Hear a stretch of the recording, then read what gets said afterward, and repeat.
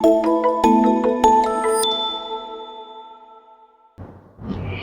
everyone, this is Pinky Meena. I'm BTech graduated from IIT Warangal and today we are going to start trigonometry's lecture number 4. Okay, lecture number 4 में हम लोग study करने वाले हैं graphs of trigonometric functions. ठीक है, तो already हमने 3 ग्राफ्स कंप्लीट कर चुके हैं लास्ट लेक्चर में. बचे हुए 3 ग्राफ्स हम लोग आज कंप्लीट करने वाले हैं, cosec x, sec x and cot x. Okay, so let's start from fourth graph cosec.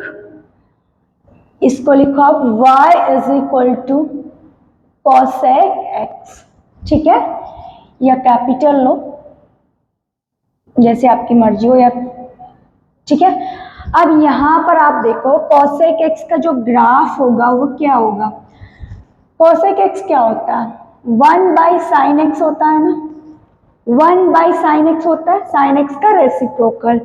ठीक है, अब ये हमारे पास होगा x एक्सिस, ये हमारे पास होगा नेगेटिव x एक्सिस, ये हमारे पास होगा पॉजिटिव y एक्सिस और ये होगा हमारे पास नेगेटिव y एक्सिस यानी कि y डैश. अब यहाँ पर आप देखो रेसिप्रोकल होता है, तो इसको बनाने के लिए आप क्या करेंगे, पहले sin x का ग्राफ बना लो. ठीक है, इजी होता है इसलिए, अदरवाइज ये आपको नीड नहीं है बनाने की. ठीक है, इट्स नॉट कंपल्सरी. ठीक है, अब यहाँ पे क्या होता है कि ये बनाने का आइडिया दे रही हूँ मैं आपकी. अगर आपको sin x पता है ना तो आप cosec x बना सकते हो बहुत इजीली. ठीक है ना, अब आप कैसे बनाओगे, इसका ग्राफ होगा आपका कुछ इस टाइप से. ठीक है, ये लाइन आपके क्या होगी, जहां पे आपका sin x 0 होगा वहां पे आपको एक डॉटेड लाइन ड्रॉ करनी है. ठीक है, इस टाइप से, और इधर बनेगा आपका ग्राफ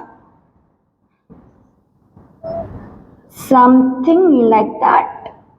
ओके, और इधर बनेगा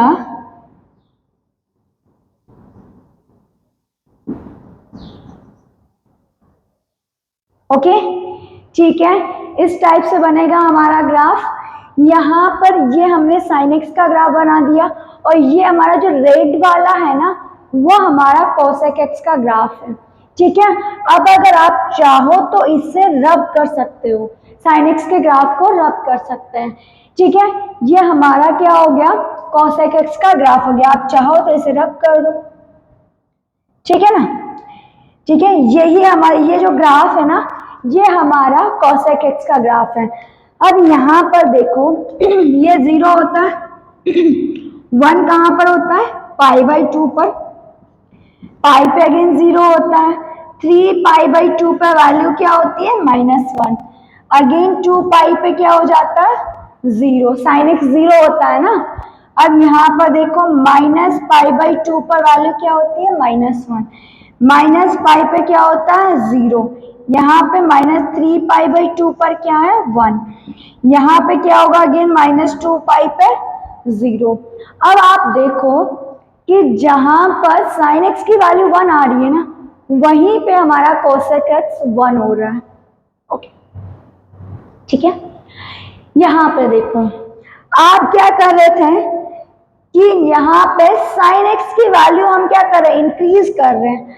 अगर हम sin x की वैल्यू इंक्रीज कर रहे हैं तो हमें cosec x की वैल्यू क्या करनी पड़ेगी, डिक्रीज करनी पड़ेगी.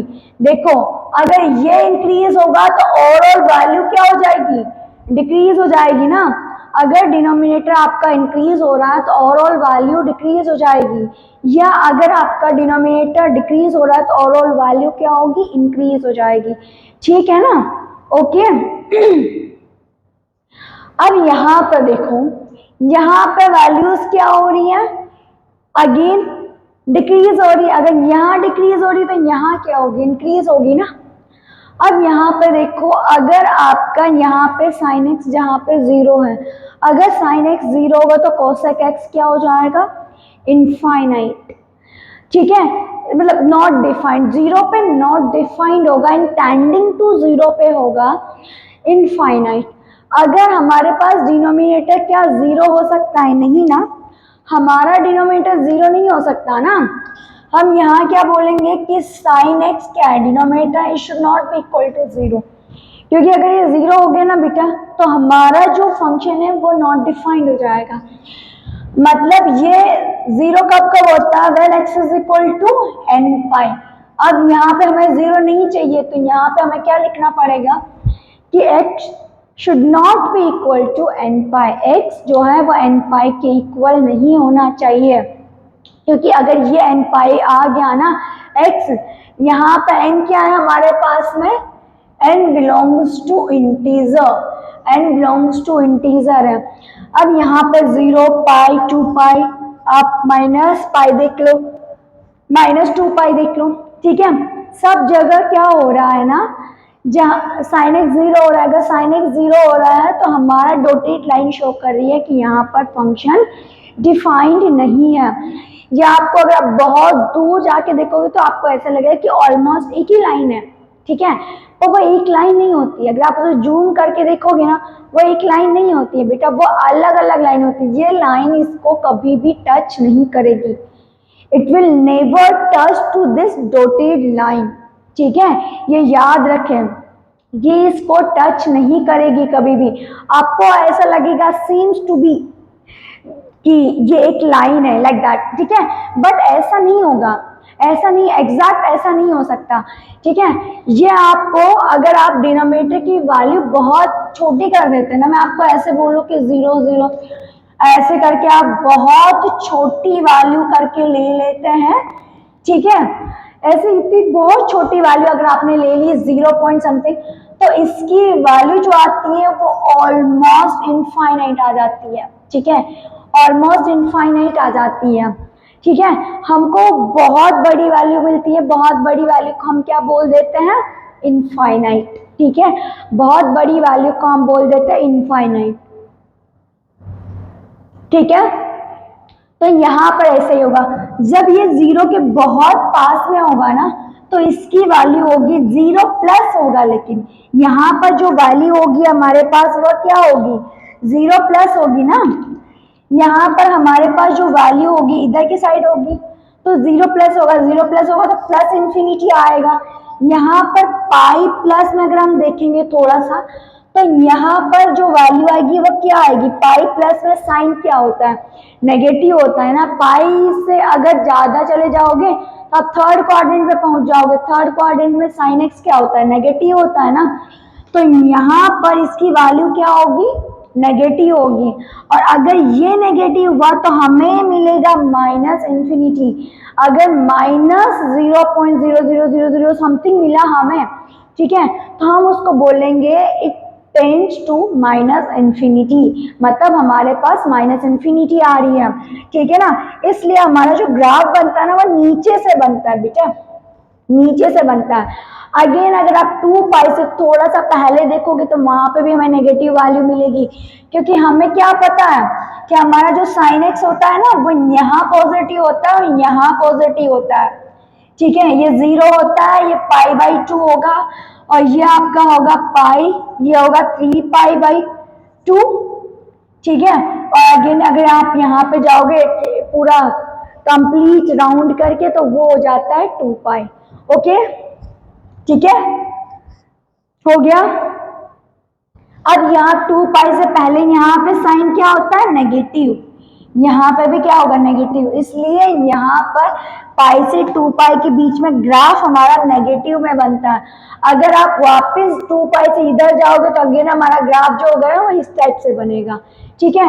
ऐसे आप नेगेटिव में देख लो, नेगेटिव में क्या है? 0 से माइनस पाई, 0 से माइनस पाई होता है ये वाला, ठीक है। आप इसे 0 लो, उसे लो माइनस पाई। अगर आप नेगेटिव में चलते हो, या फिर आप ऐसे देखो, हमारा अगर हम क्लॉकवाइज चलेंगे, एंटी क्लॉकवाइज चलेंगे तो हमारा एंगल क्या होता है? पॉजिटिव होता है ना। अगर हम एंटी क्लॉकवाइज में चले तो नेगेटिव एंगल क्या होगा? नेगेटिव होगा ना, नेगेटिव होगा कि नहीं। अगर हम एंटी क्लॉकवाइज गए तो एंगल क्या हो जाएगा, नेगेटिव। ठीक है, तो इसलिए यहाँ से 0 से -पाई पे भी हमारे पास क्या आता है, जो ग्राफ बनता है वो नेगेटिव में बनता है। ठीक है, वो ग्राफ जो बनता है वो नेगेटिव में बनता है। ओके, समझ आया। फिर यहाँ -पाई से -2पाई, यानी कि हम लोग इस पे आ जाते हैं, -पाई से -2पाई। ठीक है, ऐसे चल रहे हैं हम लोग क्लॉक की डायरेक्शन में। क्लॉक की डायरेक्शन में हमेशा अपने दिमाग में रखो, क्लॉक की डायरेक्शन में आपका जो एंगल होगा वो नेगेटिव होता है और एंटी में पॉजिटिव होता है, उल्टा होता है। ठीक है, क्लॉक में नेगेटिव होगा, एंटी में पॉजिटिव होगा।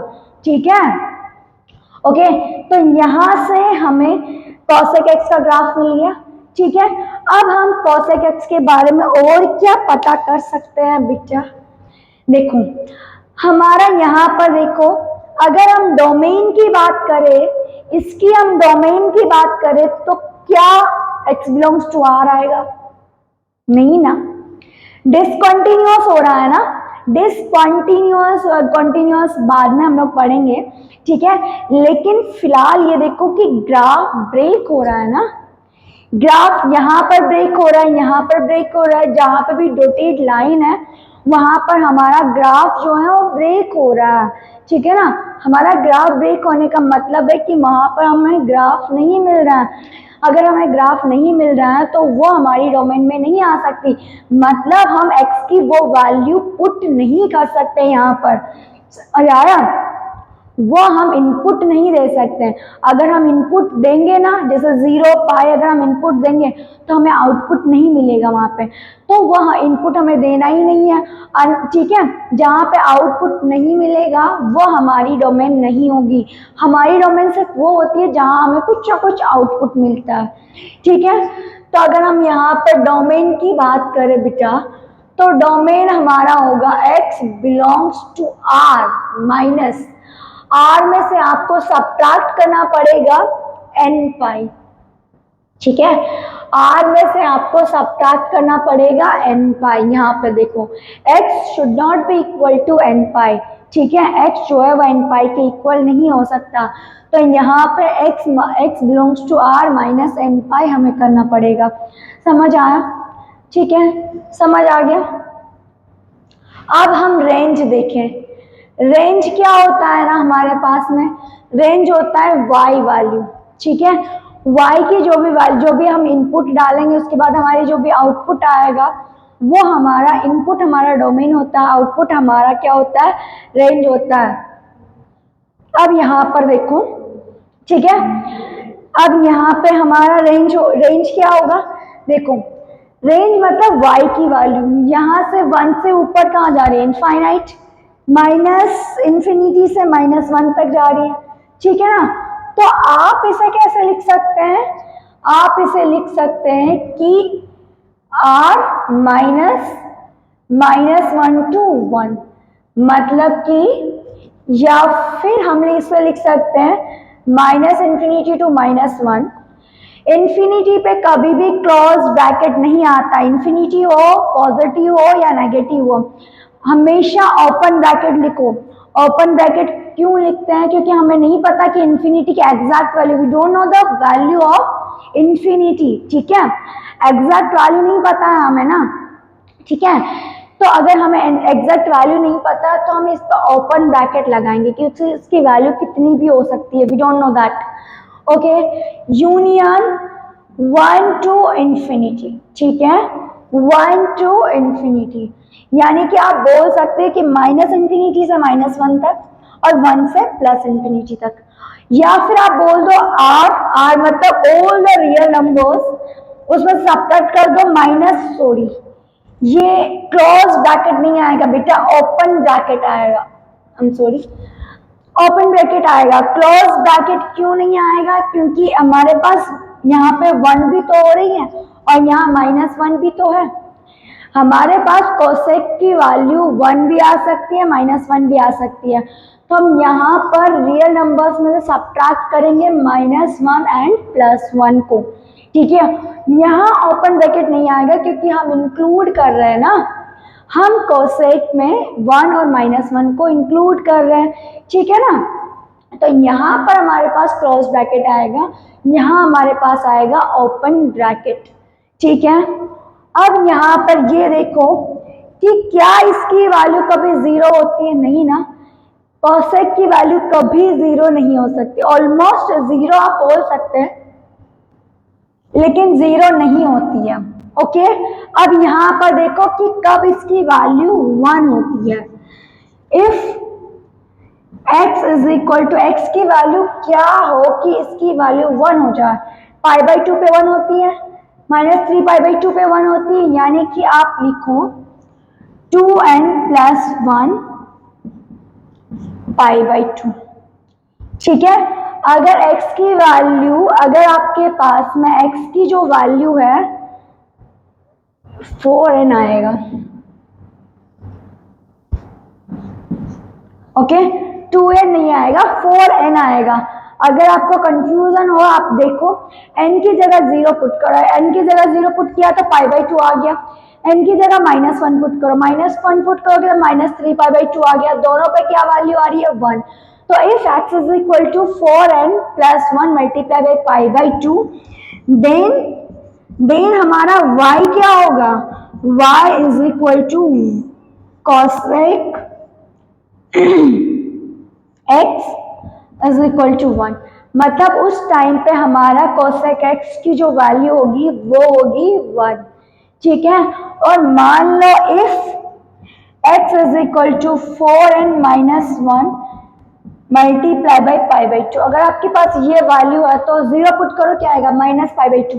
माइनस पाई बाई 2 पे क्या वैल्यू आ रही है? -1। 1 पुट करो वहां पे 3 पाई बाई 2, 3 पाई बाई 2 पे क्या वैल्यू आ रही है? -1। यानी कि जितने भी वैल्यूज होंगे ना, इस पे जो भी आप नंबर डालोगे, कोई भी इंटीजर आप डाल सकते हो, नेगेटिव डालो या पॉजिटिव डालो, ठीक है ना, कोई भी इंटीजर डाल लो। ठीक है, तो जो भी वैल्यू हमारे पास आएगी ना यहाँ पर, वो होगी -1। Cosec x is equal to 1। ठीक है, हमारे पास यहाँ पे होगा cosec x is equal to -1। ठीक है, कोसेक x का ग्राफ एकदम क्लियर, कोई डाउट नहीं है ना? ठीक है, रेसिप्रोकल होता है, अगर साइन x इंक्रीज होगा तो ये डिक्रीज होगा। ठीक है, अगर इसकी वैल्यू 0 को टेंड करेगी साइन की वैल्यू, तो इसकी वैल्यू प्लस इंफिनिटी को टेंड करेगी, -0 को टेंड करेगा तो माइनस इंफिनिटी को टेंड करेगा। कोसेक x हमारा 1 पे 1 होता है, -1 पे -1 होता है, ये दो वैल्यूज इसकी फिक्स होती है, बाकी हर वैल्यू पे ऑपोजिट होता है। ठीक है, और इनके बीच में जो ग्राफ डिफाइन ही नहीं होगा, -1 से 1 के बीच में, ठीक है, एक्सक्लूडिंग -1 एंड 1, ठीक है, वहां पे ग्राफ जो होगा वो डिफाइन ही नहीं होता है। ठीक है, तो एक बार इसे रिवाइज कर लेना।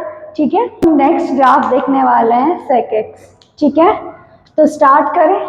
हमारा फिफ्थ ग्राफ है y is equal to sec x। ठीक है, sec x क्या होता है?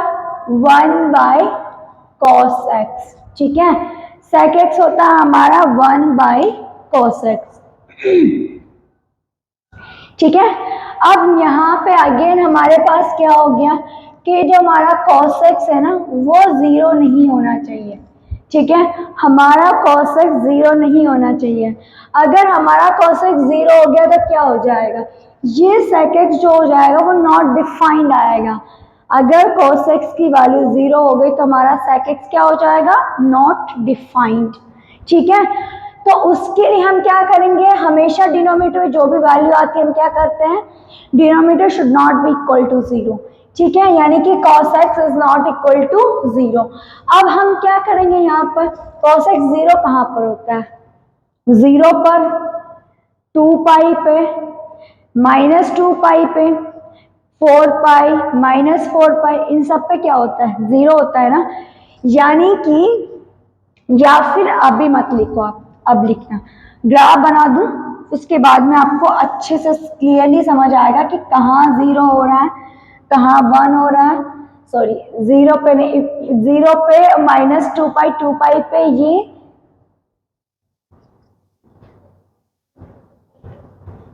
एक मिनट वापस से स्टार्ट करते हैं। हम लोग अब पढ़ने वाले हैं फिफ्थ ग्राफ। फिफ्थ क्या है हमारा? सेक एक्स, ठीक है। y is equal to sec x. Sec x क्या होता है? 1/cos x, 1/cos x। यहाँ पर क्या है ना, cos x जो है वो जीरो नहीं हो सकता, क्योंकि अगर cos x जीरो हो गया ना बेटा, तो ये हमारा हो जाएगा नॉट डिफाइंड, ठीक है। तो अब हम यहाँ पे देखेंगे कि कहाँ पे हमारा cos x जीरो होगा, कहाँ पे 1 होगा, कहाँ पे -1 होगा। सारे वैल्यूज हम लोग अभी देखेंगे, ठीक है। तो ग्राफ बनाते हैं।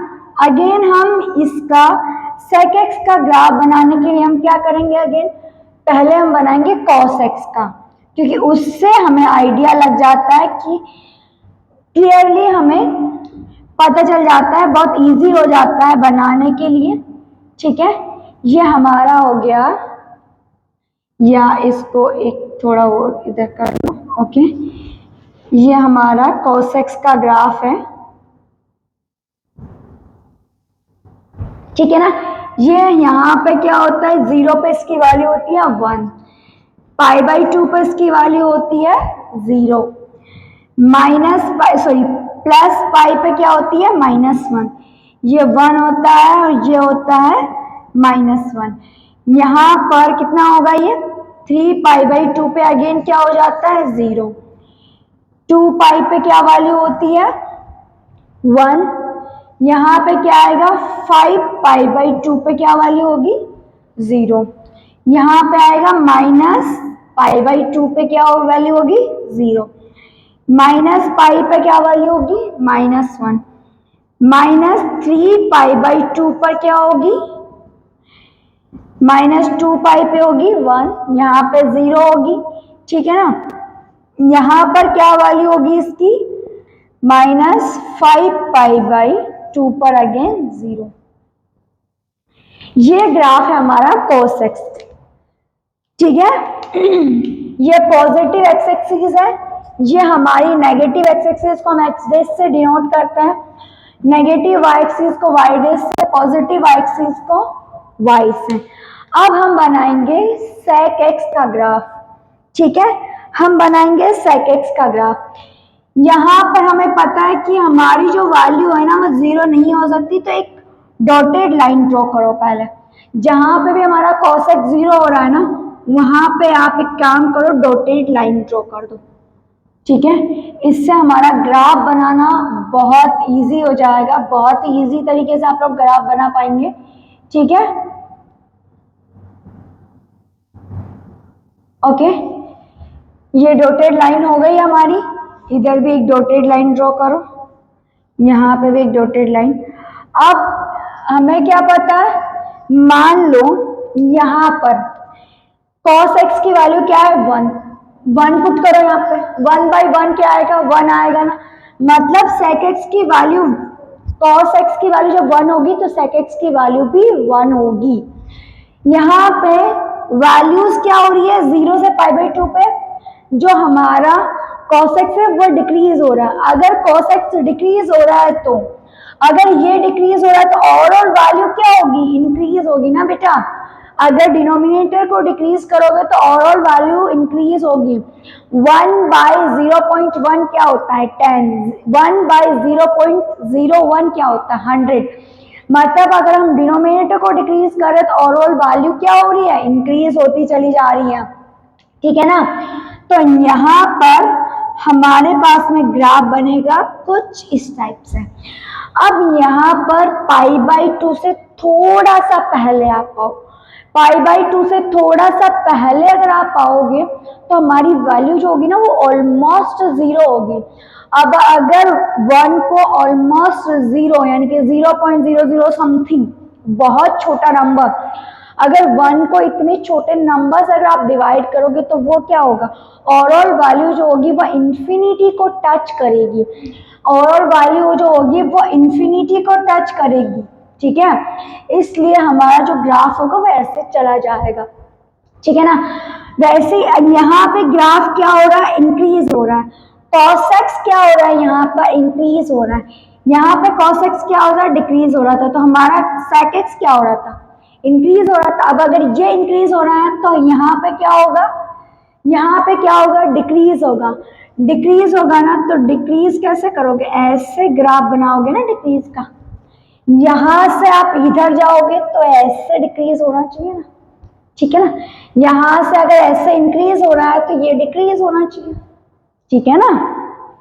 ऐसे शो करोगे ना आप ग्राफ को। अब यहाँ पे आप क्या यहाँ पे बोलोगे, ठीक है, यहाँ पे आपका ग्राफ ऐसे है तो आपका ग्राफ ऐसे हो। अब इस टाइप से हम क्या बना सकते हैं, इधर भी ग्राफ बना लो सेम उसी टाइप से। इस टाइप से यू शेप में आपका ग्राफ होगा, ठीक है। आपका ग्राफ जो होगा वो यू शेप में होगा। यहाँ पे ग्राफ होगा इस टाइप से, ठीक है।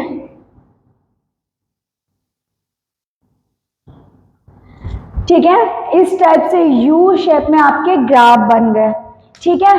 अब इसके बारे में हम सब कुछ पता कर सकते हैं कि नहीं, कर सकते हैं ना।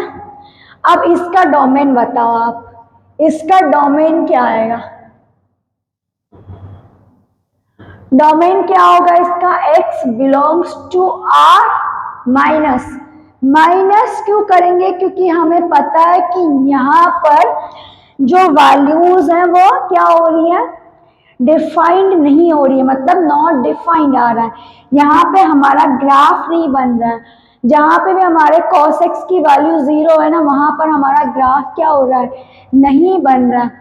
तो यहाँ पर x की वैल्यू क्या नहीं हो सकती है, जहाँ पे भी हमारा ग्राफ cos x 0 होगा वहां पर हमारा sec x का ग्राफ नहीं होगा, मतलब sec x नॉट डिफाइंड हो जाएगा। तो ये कब कब होगा, π/2, 3π/2, 5π/2, -5 -π/2। तो हम इसको ऐसे लिख दे +1 π/2। अब देखो तो 0 पुट करो कितना आएगा, π/2, -1 पुट करो कितना आएगा, -π/2, 1 पुट करो 3π/2, 2 पुट करो 5π/2, -1 पुट करो, -2 पुट करो, -3 पुट करो, क्या आ जाएगा, यही वैल्यू आ जाएगी। जहां पर ये ग्राफ ब्रेक हो रहा है वो सारी वैल्यूज क्या हो जाएगी, यहाँ आ जाएगी। n बिलोंग्स टू इंटीजर आएगा, यहाँ पे हमारा n क्या आएगा, इंटीजर, मतलब हमारा n जो है वो इंटीजर होना चाहिए। तो आप क्या माइनस करोगे इसमें से, 2n + 1 मल्टीप्लाई बाई π/2, ठीक है ना। x belongs to r -2n + 1 multiply by π/2, ठीक है। मतलब आप r में से सब्ट्रैक्ट कर दो, ये वैल्यूज क्या कर दो, आप माइनस कर दो, ठीक है। इन वैल्यूज को हटा दो, जहां पे ग्राफ नहीं है उन वैल्यूज को हटा दोगे तो क्या आएगा, आपका डोमेन आ जाएगा, ठीक है ना। अब अगर हम रेंज की बात करें, यानी कि y वैल्यू, ठीक है, अगर हम रेंज की बात करें मतलब y की वैल्यू की बात करें -∞ से +∞ तक, ठीक है। अब यहाँ पर क्या हो रहा है, हमारा ग्राफ यहाँ पे बन ही नहीं रहा है। -1 से 1 के बीच में क्या हमारा ग्राफ बन रहा है, नहीं बन रहा है ना। तो हम क्या करेंगे, हम यहाँ पे बोलेंगे कि r minus -1 to 1 open bracket use करना है, क्योंकि 1 भी वैल्यू आती है -1 भी आती है, ठीक है। सिर्फ उनके बीच वाली जो वैल्यू है वो नहीं आती है, समझ आया, सिर्फ वो वैल्यू नहीं आती है, ओके। बाकी हमारे पास जो भी ग्राफ होता है वो इधर से -∞ से -1 तक जाएगा और 1 से +∞ तक जाएगा, ठीक है। तो आप इसे ऐसे भी लिख सकते हैं कि y बिलोंग्स टू -∞ टू -1, ठीक है, क्लोज ब्रैकेट, क्योंकि हमें 1 को क्या -1 को क्या करना है, इंक्लूड करना है। क्लोज ब्रैकेट मतलब किसी वैल्यू को आप इंक्लूड कर लो, और ओपन ब्रैकेट का मतलब होता है एक्सक्लूड कर देना, ठीक है। यूनियन 1 to +∞, ठीक है, 1 to +∞, ये हो गया हमारे पास में, आ गई, ठीक है, रेंज निकल के आ गए। अब यहाँ पर देखो कि कहाँ पे हमारे पास में sec x की वैल्यू 1 होती है और कहाँ पर -1 होती है, ठीक है ना। अब यहाँ पर देखो if x is equal to कहाँ कहाँ पर 1 हो रही है, 0, 2π, -2π, टू देखो 2 पाई और -2 पाई पर वैल्यू सेम है, क्योंकि हमारा cos x क्या है, इवन फंक्शन है। इवन फंक्शन मतलब कि cos -x is equal to cos x। तो अगर ये इवन फंक्शन है तो हमारा sec x भी क्या होगा, इवन फंक्शन होगा ना। हमारा sec x भी क्या है, इवन फंक्शन है। अगर sec x इवन फंक्शन होगा तो सारे इवन वाले नंबर्स पर, चाहे वो नेगेटिव हो चाहे वो पॉजिटिव हो, उन पर वैल्यू क्या आएगी, सेम आएगी। तो अगर x जो है आपका वो 2n पाई है, अगर n belongs to integer 2n pi है, तो हमारे पास में देन y की वैल्यू कितनी आ जाएगी, y यानी कि sec x की वैल्यू आएगी 1। ठीक है, sec x की वैल्यू आ जाएगी 1। ओके, इफ x हमारे पास में, देखो x हमारे पास पाई का मल्टीपल है, जीरो पे नहीं, पाई -पाई 3 पाई ऑड मल्टीपल है। अगर ऑड मल्टीपल है तो क्या आएगी वैल्यू, -1 आएगी। तो ऑड मल्टीपल के लिए आप क्या करोगे, 2n+1 कर दो या -1 कर दो, बात तो बराबर। n बिलोंग्स टू इंटीजर ले रहे हम, सारा जो भी n हम यहाँ यूज कर रहे हैं वो क्या है, सब इंटीजर है। ठीक है, देन हमारे पास में y की वैल्यू क्या होगी, -1। ठीक है, देन y की वैल्यू होगी हमारे पास में -1। ओके, ठीक है। अब यहाँ पे अगर हम फंक्शन की बात करें तो y is equal to sec -x ले लो, ये कितना आएगा, पॉजिटिव आएगा ना, यहाँ पे पॉजिटिव आएगा, यहाँ पे पॉजिटिव आया। ठीक है, तो इसका मतलब क्या है कि ये जो है वो हमारा है इवन फंक्शन, ये हमारा इवन फंक्शन है। ठीक है, हमारा इवन फंक्शन है। ठीक है, हो गया, समझ आया। यहाँ पर देखो उल्टा होता है, यहाँ भी रेसिप्रोकल है, अगर आप इसको इंक्रीज करोगे तो हमारे पास sec x क्या होगा, डिक्रीज होगा, और अगर इसको डिक्रीज करोगे तो sec x क्या होगा, इंक्रीज होगा। तो यहाँ पे और अगेन जहाँ पे cos x, जहाँ पर हमारा cos x पॉजिटिव होगा वहीं पे हमारा sec x पॉजिटिव होगा, जहाँ cos x नेगेटिव होगा वहां पे हमारा sec x भी नेगेटिव होगा। अब हमें पता है कि 0 से π/2 तक सब पॉजिटिव होते हैं, तो cos x भी पॉजिटिव बनेगा। ठीक है, इसका ग्राफ क्या बनेगा, पॉजिटिव cos और sec पॉजिटिव होगा, सब पॉजिटिव होते हैं। -π/2 से 0, -π/2 से 0 मतलब आप ग्राफ में क्या जा रहे हैं, नेगेटिव में जा रहे हैं। आप नेगेटिव डायरेक्शन में, आप 0 से -π/2 बोल दो। ठीक है, अब आप नेगेटिव डायरेक्शन में जा रहे हैं, नेगेटिव डायरेक्शन मतलब कि आप जा रहे हैं क्लॉक की डायरेक्शन में। अगर आप क्लॉक की डायरेक्शन में जाओगे तो हमारे पास में क्या आएगा, क्वाड्रेंट सिस्टम। ठीक है, हमारा क्वाड्रेंट सिस्टम यहां पर देखो,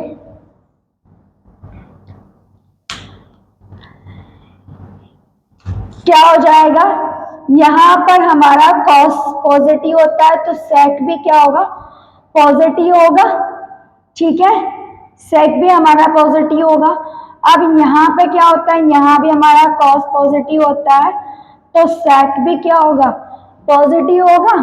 ठीक है, अब यहाँ पे देखो ये 0 होता है और ये π/2 होता है, 0 से π/2 पॉजिटिव, एंटी क्लॉकवाइज डायरेक्शन, 0 से -π/2 यानी कि इस डायरेक्शन में। ठीक है, क्लॉक की डायरेक्शन में, तो 0 से -π/2 पे क्या आता है, फोर्थ क्वाड्रेंट आता है। फोर्थ क्वाड्रेंट में हमारे पास cos और sec दोनों क्या होते हैं, पॉजिटिव होते हैं, इसलिए इसका ग्राफ जो है पॉजिटिव आता है। π/2 से 3π/2, π/2 से 3π/2 अगर हम देखें तो यहाँ π/2 ये क्या होता है, पाई होता है, और अगर इसको हम पॉजिटिव लिखेंगे तो ये पॉजिटिव में 3π/2 होता है, नेगेटिव में -π/2 होता है। ठीक है, तो इस डायरेक्शन पे अगर हम चलेंगे तो ये इधर क्या होगा, यहाँ पर नेगेटिव होगा, यहाँ भी नेगेटिव होगा।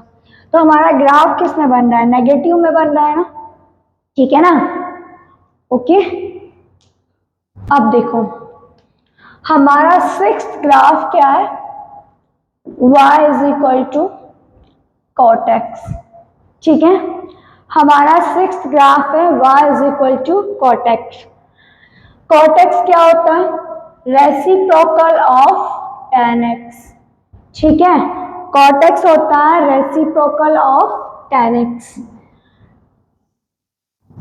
पहले आप क्या करो, अब यहाँ पे tan x का ग्राफ बनाने की आपकी जरूरत नहीं है, आप बिना tan x का ग्राफ बनाए इजीली बना सकते हैं। ठीक है, क्योंकि अगर tan x का ग्राफ बना देंगे तो बड़ा उलझन सा हो जाएगा, ग्राफ बड़ा लेंदी सा पड़ेगा। यहाँ पे देखो, यहाँ पे हमारे पास में tan x जीरो पे क्या होता है? जीरो होता है।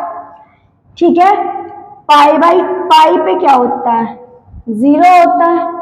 2 पाई पे क्या होता है? जीरो होता है। यहाँ पे 3 पाई बाई 2 पे क्या होगा? इसकी वैल्यू 3 पाई बाई 2 पर क्या होती है? यहाँ पे देखो, ये इसको हम कैसे लिख सकते हैं? cos x divided by sin x, ऐसे लिख सकते हैं ना? लिख सकते हैं ना? तो हमारे पास में sin x अगर sin x हमारे पास में जीरो होगा तो ये ग्राफ जो है वो क्या होगा? डिफाइंड होगा कि नहीं? नॉट डिफाइंड आ जाएगा, यहां भी नॉट डिफाइंड आएगा, यहां पे भी नॉट डिफाइंड आएगा। ठीक है, ओके, ठीक है। और cos x जो है वो 3 पाई बाई 2 पे क्या होता है? जीरो। तो यहाँ पे हमारे पास और वैल्यू क्या हो जाएगी? जीरो। पाई बाई 2 पे क्या होता है? जीरो। तो पाई बाई 2 पे जीरो होगी और यहाँ पे जीरो नहीं होगी। ठीक है, अब आपका ग्राफ जो है इधर भी आप ले लो ऐसे ही, माइनस पाई बाई 2, ये माइनस पाई हो गया, माइनस 3 पाई बाई 2 और माइनस 2 पाई। ठीक है, अब हमें क्या पता है कि यहाँ पे ग्राफ डिफाइन नहीं होगा, यहाँ भी ग्राफ डिफाइन नहीं होगा, तो डॉटेड लाइन ड्रॉ करो। जहां पे भी हमारा ग्राफ डिफाइन नहीं होता है ना, सबसे पहले वहां पे क्या करो? आप डॉटेड लाइन ड्रॉ कर दो। यहाँ पे भी डॉटेड लाइन बनाओ, क्योंकि यहाँ पे भी नहीं डिफाइन होगा ना, यहाँ पे डिफाइन नहीं होगा, यहाँ डॉटेड लाइन ड्रॉ करो, यहाँ डॉटेड लाइन ड्रॉ करो। हो गया? ठीक है, अब यहाँ पे देखो कि पाई बाई 2 पे क्या वैल्यू होगी? जीरो, मतलब वो यहां से इंटरसेक्ट होगा, यहां से कट होके ग्राफ निकलेगा आपका। ठीक है, अब यहाँ पे देखो tan क्या होता है? यहाँ पॉजिटिव होता है और यहाँ पॉजिटिव होता है। जीरो से पाई बाई 2, पाई और 3 पाई बाई 2, यहाँ नेगेटिव होता है, यहाँ नेगेटिव होता है। अब देखो, जीरो से पाई बाई 2 में क्या होगा? पॉजिटिव। पॉजिटिव मतलब ग्राफ क्या बनेगा? ऊपर बनेगा, ग्राफ ऊपर बनेगा ना। अगर tan पॉजिटिव है तो cot भी पॉजिटिव होगा। ठीक है, तो ग्राफ क्या बनेगा? ऊपर बनेगा, ऊपर बनेगा ना।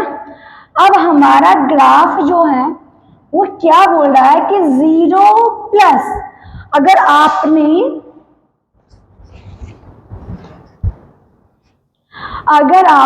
जीरो प्लस मतलब जीरो के पास वाली छोटी सी वैल्यू ले ली, मतलब इधर की साइड में, इधर की साइड में आपने छोटी सी वैल्यू ली तो ग्राफ तो पॉजिटिव रहेगा। लेकिन अगर आपने 0 पॉइंट समथिंग लिया, ठीक है, यानी कि या फिर ये बोलो कि इसकी वैल्यू जीरो के नियर बाई जीरो आई, अगर नियर बाई जीरो है तो ओवरऑल वैल्यू क्या हो जाएगी? ओवरऑल वैल्यू क्या हो जाएगी?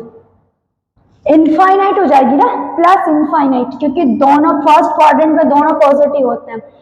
ठीक है, कॉस भी पॉजिटिव होता है, ये भी पॉजिटिव होता है फर्स्ट क्वाड्रेंट में। अगर दोनों पॉजिटिव होते हैं और हमारे पास में जीरो के पास में हम साइन एक्स को क्या ले रहे हैं? साइन एक्स जीरो पे जीरो होता है ना, तो जीरो से छोटी सी, बहुत छोटी 0 पॉइंट समथिंग समथिंग वैल्यू ले रहे हैं हम। ठीक है, तो वहां पे ये प्लस इन्फिनिटी को टच करेगा, प्लस इन्फिनिटी को टच करते यहाँ पे क्या होगा? ये जीरो हो जाएगा। पाई बाई 2 पे ग्राफ क्या हो जाएगा? जीरो आ जाएगा, आपका ग्राफ आएगा पाई बाई 2 पे जीरो। ठीक है, अब यहां से जीरो आने के बाद में क्या होगा? ये इधर ऐसे जाएगा, ठीक है, आपका ग्राफ जो होगा वो इस टाइप से जाएगा, ठीक है ना, इस टाइप से जाएगा। यहां से π/2 से पाई के बीच में क्या होता है, नेगेटिव होता है, तो आपका ग्राफ क्या बनेगा, नेगेटिव में बनेगा ना। पाई से थोड़ा सा पहले, ठीक है, पाई से थोड़ा सा पहले इधर इस क्वाड्रेंट में, पाई से थोड़ा सा पहले मतलब इस क्वाड्रेंट में, इस क्वाड्रेंट में हमारा साइन एक्स कॉट एक्स, ऐसे समझो कॉट एक्स क्या होता है, नेगेटिव होता है, तो और वैल्यू तो क्या आएगी, नेगेटिव आएगी। अब इसको बहुत जीरो के पास में अगर आप ले रहे हो तो ओवरऑल वैल्यू माइनस इंफिनिटी को टच करेगी कि नहीं, ओवरऑल वैल्यू माइनस इंफिनिटी को टच करेगी ना, क्योंकि ऊपर वाला तो पॉजिटिव, ऊपर वाला क्या होगा, नेगेटिव होगा, नेगेटिव होगा, और नीचे वाला पॉजिटिव होगा। तो नेगेटिव और पॉजिटिव क्या होता है, नेगेटिव होता है ना। तो अब ये बहुत छोटी वैल्यू है, मान लो ऐसे ऐसे करके बहुत छोटी वैल्यू है, ठीक है, बहुत ज्यादा छोटी वैल्यू है, तो ये किसको टच करेगा, इनफाइनाइट को, ठीक है, वो हमारा टच करेगा इंफिनिटी को, हमारा ग्राफ किसको टच करेगा, इंफिनिटी को, ठीक है, हमारा ग्राफ इंफिनिटी को टच करेगा, बट माइनस इंफिनिटी होगी, वो नेगेटिव इंफिनिटी होगी, क्योंकि ऊपर वाला क्या है, नेगेटिव, तो ओवरऑल वैल्यू क्या आएगी, माइनस इंफिनिटी, ठीक है। अब ऐसे ही बाकी ग्राफ बना, एक बता दिया ना, सेम इसी टाइप से हमारा बाकी के ग्राफ बनेंगे, ठीक है। अब यहाँ पे भी हमारा ग्राफ इसी टाइप से बनेगा, सेम पैटर्न आएगा सब में, ठीक है, पैटर्न सबका सेम होगा, ओके। ऐसे यहाँ पे हमारे पास ग्राफ बनेगा इस टाइप से, ठीक है, हो गया। अब हमें क्या करना है कि अब हमें देखना है कि कहाँ पर जो हमारा इसका डोमेन रेंज कहाँ जीरो हो रहा है, ठीक है, वह सब चीजें देखते हैं।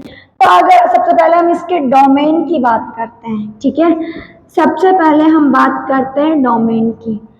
तो डोमेन में क्या होता है, x बिलोंग्स टू क्या होगा, r होगा, x बिलोंग्स टू r होगा, और कहाँ ब्रेक हो रही है, जहां ग्राफ ब्रेक हो रहा है उसको क्या कर दो, सबट्रैक्ट कर दो, क्योंकि x की वैल्यू कहाँ पर डिफाइन है, पाई, 2 पाई, माइनस 2 पाई, ठीक है। तो मतलब हमारा जो है यहाँ पे n पाई नहीं होना चाहिए, यानी कि डिनोमिनेटर जो है हमारा साइन x जो है ना, it should not be equal to zero, और ये जीरो कब होता है, n पाई पर, मतलब कि हमारा x जो है वो n पाई नहीं होना चाहिए, ठीक है, हमारा x की वैल्यू जो है वो n पाई नहीं होनी चाहिए।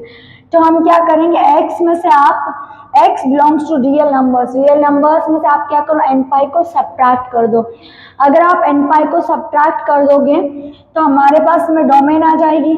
अब अगर हमें ऐसे ही रेंज की बात करें, ठीक है, अगर हम रेंज की बात करेंगे तो हमारा माइनस इंफिनिटी से प्लस इंफिनिटी तक जा रहा है, तो हमारे पास रेंज क्या होगी, r।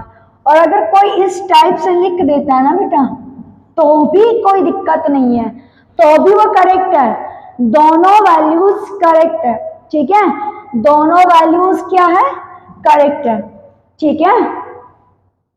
हम कर्ली ब्रैकेट्स कहाँ यूज करते हैं, जहाँ डिस्ट्रिक्ट वैल्यूज हम लोग यूज करते हैं।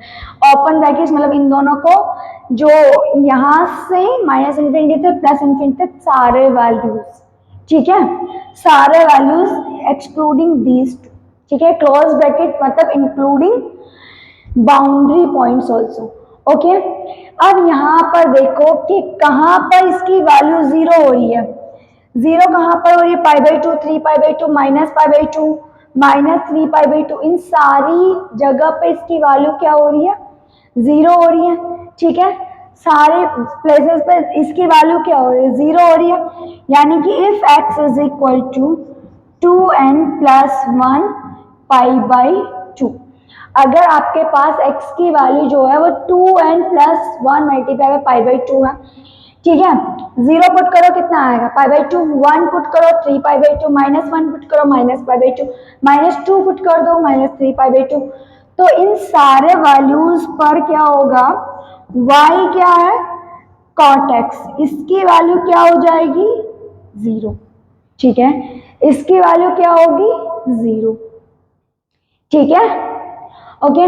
वन का देखने की जरूरत नहीं है, यहाँ पे 1 होती है, π/4 पे इसकी वैल्यू 1 होती है, ठीक है, ओके। अब यहाँ पर आप अगर फंक्शन की बात करें तो अगर हमारा 10 क्या होता है, ऑड फंक्शन है। अगर 10 ऑड फंक्शन है तो कॉट भी क्या होगा, ऑड फंक्शन हो जाएगा ना। कॉट भी क्या होगा, हमारे पास ऑड फंक्शन होगा। कॉट माइनस एक्स अगर आपने लिखा तो यहाँ पे क्या क्या लिखोगे, कॉट एक्स। ठीक है, ये क्या होता है, माइनस कॉट एक्स। ठीक है, एक मिनट, यहाँ पे हमारे पास आएगा माइनस कॉट एक्स, तो ये हमारा होता है ऑड फंक्शन। ठीक है, हमारा कॉट एक्स जो होता है वो ऑड फंक्शन होता है। तो हमारे ग्राफ्स हमने सारे कवर कर लिए हैं, जो भी हमारे ग्राफ्स है वो सारे हमने थर्ड एंड फोर्थ लेक्चर में पूरे ग्राफ्स कवर कर लिए हैं।